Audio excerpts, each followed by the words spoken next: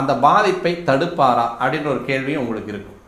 ஏன்னா அஷ்டமஸ்தானம் அப்படின்னு சொல்லக்கூடியது எந்த ராசிக்கு 8ஆம் இடத்துல சனி வந்தாலும் மான அவமானம், சிறை பயம், ஆயுள் பயம், அதே மாதிரி விபத்துகளை சந்திக்கக்கூடிய ஒரு அமைப்பு. சும்மா நம்ம வாட்டில் போயிட்டு இருப்போம்.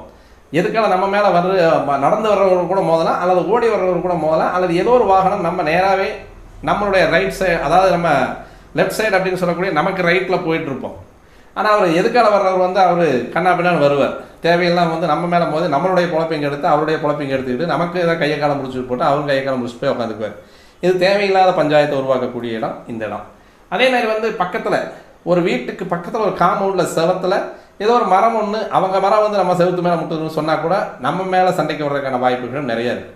அப்போ இந்த மாதிரி வாய் சண்டை, அதாவது 2ஆம் இடம் வாக்குஸ்தானத்தை பார்க்கக்கூடிய 8ஆம் இடத்து சனி அப்படின்றதுனால அது பொதுவாக நமக்கு பாதகத்தை